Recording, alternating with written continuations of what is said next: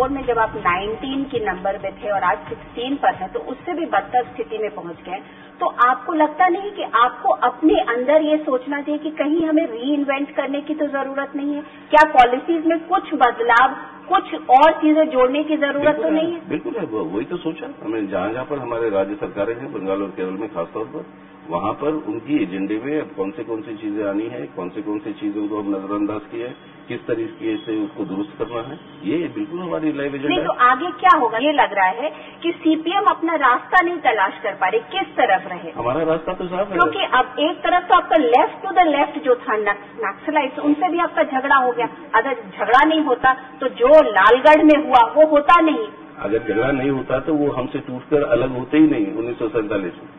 वो हमसे अभी से टूट के लेकिन उनके भरोसे आपने बंगाल में अपनी सरकार बनाई। बिल्कुल नहीं, उनसे लड़ के पूरे। लेकिन अगर सीपीएम का और नक्सलाइट का काडर नहीं होता तो सीपीएम इस तरीके से, जिस तरीके से 30 साल से काबिज है, और वो काडर अगर कवर्टली सपोर्ट नहीं करता होता, नहीं वो काडर भी अभी भी और सीपीएम क्या सरवाइव कर सकती थी? बिल्कुल सरवाइव की, उनसे इस राजनीतिक लड़ाई करते हुए ही। वो सर्वाइवल का मतलब आज नक्सलाइट हो, माओइस्ट हो, उनका प्राइमरी टारगेट और प्राइमरी एनिमी है सीपीएम।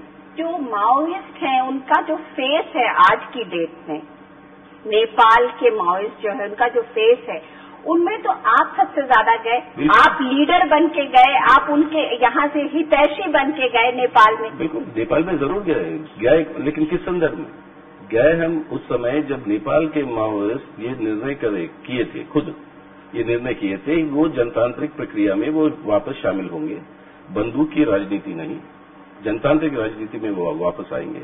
उस संदर्भ में और उस पृष्ठभूमि में हम वहां पे गए थे उनसे बातचीत करने। अगर ये बात, अगर देश के अंदर माओवादी अगर ये ऐलान करते हैं कि वो बंदूक की राजनीति छोड़कर, हिंसा की राजनीति छोड़कर जनतांत्रिक प्रक्रिया में शामिल आएंगे, जरूर उनसे भी बात करेंगे। अच्छा, ये बताइए कि बंगाल में आपका चुनाव होने वाला है, एक रिसर्जेंट तृणमूल है, एक रिसर्जेंट कांग्रेस है, सीपीएम जो है वो आज कहाँ अपने आप को पा रही है? लगता नहीं है कि आप लोगों के हाथ से अब फाइनली गद्दी चली जाएगी? देखिए, पहली बात तो यह है कि बिल्कुल सही है आपने जो कहा कि परिस्थिति वहां पर बहुत कठिन है, लेकिन ये कहना कि ये हार हो चुकी है नहीं। आप देखिए, अभी थोड़े दिन पहले जब कांग्रेस ने बंद का ऐलान किया तो पूर्णतः बंद रहा। अब तृणमूल की जो रैली हो रही है तो उसमें लाखों लोग आ रहे हैं, तो कहीं न कहीं जनता आपसे कट रही है, ये क्लियर है। बिल्कुल नहीं, सुनिए, पहली और कट चुकी है, अदरवाइज कांग्रेस और तृणमूल का इतना शानदार प्रदर्शन नहीं होता। एक मिनट सुन लीजिए कि पहली बात तो यह है कि कोई भी बंद का कॉल देता बंगाल में सक्सेसफुल हो जाता। अब ये अफसोस की बात है, लेकिन वो हो जाता इसलिए क्योंकि लोग जो है हिंसा को डरते। पिछले इतने सालों से आप लोग वहां पर रूल कर रहे हैं, बंगाल में सीपीएम का झंडा लहरा रहा है। अगर सीपीएम की सरकार वहां अच्छे काम करती, लोगों तक सही अन्न, पानी, अनाज पहुंचता होता, तो आज जिस स्थिति में वेस्ट बंगाल है क्या होता? नहीं, बिल्कुल देखिए, वहां इतना पैसा सरकार, केंद्रीय सरकार का हर साल जाता है और वहां से रिटर्न हो जाता है। नहीं, देखिए, एनआरईजीए का या किसी भी एनआरईजी का वो एक सही कौन सा आपका गवर्नमेंट है? बता रहे हैं आपको, जरूर इसके अंदर कमजोरियां रही है इन सवालों के ऊपर, तो हम उसको एक्सेप्ट कर रहे हैं। वही तो हमारी सेल्फ क्रिटिकल रिव्यू था केंद्र कमेटी के अंदर।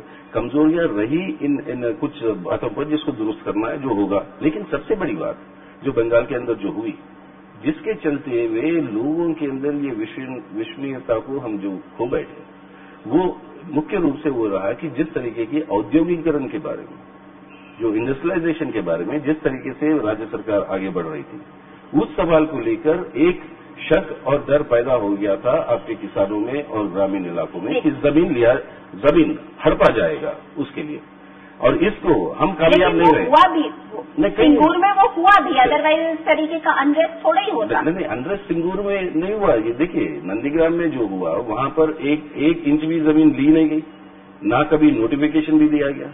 अगर 1000 एकड़ जमीन थी जो ली गई, 12,000 लोग जो है कॉम्पनसेशन चेक लेने आए। इसका मतलब क्या था? 1 एकड़ में 12 परिवार जिंदा रह रहे थे। तब वो जिंदगी की लेवल क्या थी? आप लोगों पर अक्यूज किया जाता है कि सीपीएम की जो वहां पर काडर है वो जमींदारों से कम नहीं है आज की डेट में। जिस तरीके से शरद चंद्र के उपन्यासों में जमींदारी दिखाई जाती थी, वैसे ही क्योंकि जिस तरीके के घर सीपीएम के वहाँ के लोकल लेवल के नेताओं के दिखाए गए टेलीविजन पे, और उसके सामने वो भूखमरी से वो ऑफिस का जो आपने देखिए ये आरोप भी बहुत दिनों से सुनते आ रहे हैं। तब भी 32 साल तो है वहाँ पे, 7 चुनाव जीते हैं। इसलिए तो लोगों को दबा के आप लोगों ने लोगों को दबा के पिछली बार चुनाव में आपने क्या आप अपने वोट परसेंटेज पर कब्जा कर लेते हो और अब सरकार में आ जाते हो, कहते हैं कि हम कैसे अगर इतनी आसानी होती तो और दूसरे क्यों नहीं कर पाए? और पिछली बार क्या किया आपने? पिछली बार कहा कि बंगाल की पुलिस पे विश्वास नहीं है क्योंकि वो सीपीएम के साथ है, बाहर से ले आएंगे सिक्योरिटी फोर्स, ले आइए। तो ये कहा कि पोलिंग ऑफिसर जो है वो भी सब सीपीएम के लोग हैं, तो बाहर से ले आए ऑफिसर इलेक्शन कमीशन करवाने।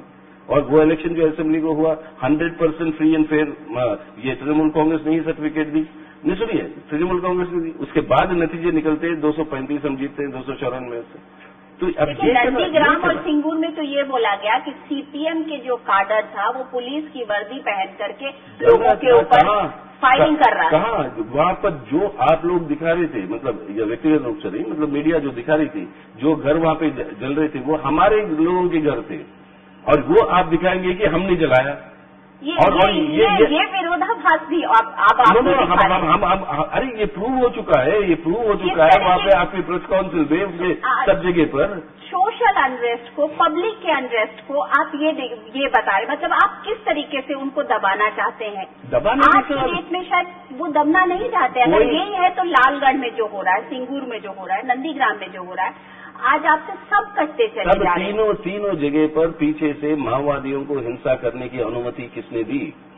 तो और तीनों को तृणमूल कांग्रेस की झंडे के पीछे माओवादियों को आप ले आते हो, और ये पहली बार नहीं हो रहा, 15 साल पहले ये केशपुर में शुरू हुआ था। तो ठीक है ना, अगर माओवादियों पर सरकार ने बोला बैन लगाने के लिए और बैन लगाया, तो फिर आपने उसका अपोज क्यों किया? अपोज हमने कहा, हमने खुद बयान दिया कि बंगाल जो है भारत का हिस्सा है, ये केंद्र सरकार ने बैन लगाया जो लागू होता है पूरे हिंदुस्तान के लिए, तो बंगाल में भी लागू होगा। ये सवाल जो माओवादियों की हिंसा की है, पहले केशपुर में हुई, फिर बाद में आपके नंदीग्राम में हुआ, अब जो है लालगढ़ में हो रहा, लेकिन सब जगह पर अच्छा, आपकी लड़ाई किससे है? माओवादियों से है कि तृणमूल से है कि कांग्रेस से है कि अपने आप के काडर से है? वो सब एक गठबंधन है हमारे खिलाफ, ये अलग अलग नहीं है। जो जिनको आपने गिनाया वो सब जुटे हुए हैं एक ग्रैंड अलायंस। और आपकी खुद की cadre?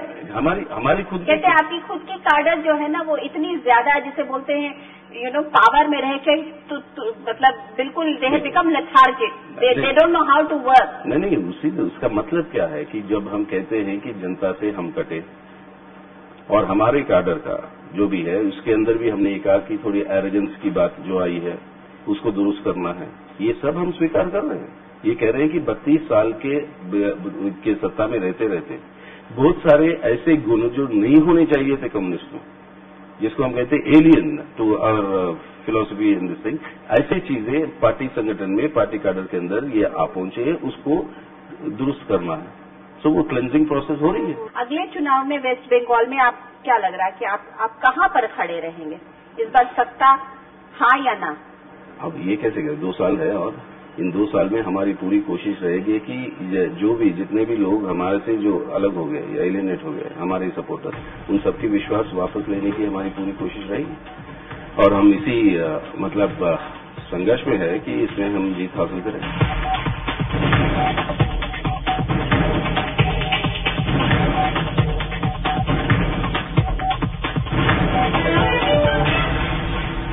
To watch more, log on to www.news24online.com.